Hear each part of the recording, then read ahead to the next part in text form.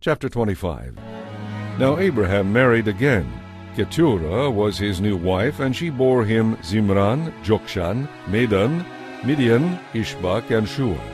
Jokshan's two sons were Sheba and Dedan. Dedan's descendants were the Asherites, Letushites, and Leumites. Midian's sons were Ephah, Epher, Hanoch, Abida, and Eldaah. These were all descendants of Abraham through Keturah. Abraham left everything he owned to his son Isaac, but before he died he gave gifts to the sons of his concubines and sent them off to the east away from Isaac. Abraham lived for 175 years, and he died at a ripe old age, joining his ancestors in death. His sons Isaac and Ishmael buried him in the cave of Machpelah near Mamre in the field of Ephron, son of Zohar the Hittite.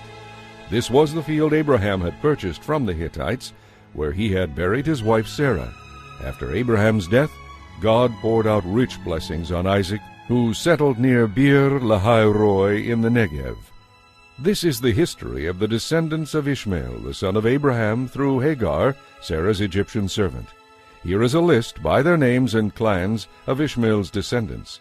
The oldest was Nebaioth, followed by Kedar, Abdil, Mibsam, Mishma, Duma, Massa, Hadad, Tema, Jetur, Naphish, and Kedemah. These 12 sons of Ishmael became the founders of 12 tribes that bore their names, listed according to the places they settled and camped.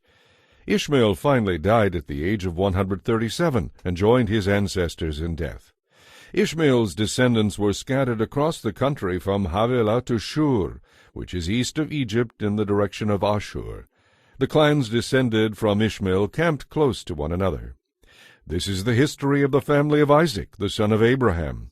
When Isaac was 40 years old, he married Rebekah, the daughter of Bethuel the Aramean from Padan Aram, and the sister of Laban. Isaac pleaded with the Lord to give Rebekah a child because she was childless. So the Lord answered Isaac's prayer, and his wife became pregnant with twins. But the two children struggled with each other in her womb. So she went to ask the Lord about it. "Why is this happening to me?" she asked. And the Lord told her, "The sons in your womb will become 2 rival nations. One nation will be stronger than the other. The descendants of your older son will serve the descendants of your younger son." And when the time came, the twins were born. The first was very red at birth. He was covered with so much hair that one would think he was wearing a piece of clothing. So they called him Esau. Then the other twin was born with his hand grasping Esau's heel. So they called him Jacob. Isaac was 60 years old when the twins were born.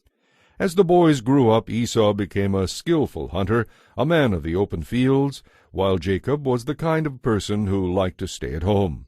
Isaac loved Esau in particular because of the wild game he brought home, but Rebekah favored Jacob. One day when Jacob was cooking some stew, Esau arrived home exhausted and hungry from a hunt. Esau said to Jacob, "I'm starved. Give me some of that red stew you've made." This was how Esau got his other name, Edom, red. Jacob replied, "All right, but trade me your birthright for it." "Look, I'm dying of starvation," said Esau. "What good is my birthright to me now?" So Jacob insisted. "Well then, swear to me right now that it is mine." So Esau swore an oath, thereby selling all his rights as the firstborn to his younger brother. Then Jacob gave Esau some bread and lentil stew. Esau ate and drank and went on about his business, indifferent to the fact that he had given up his birthright.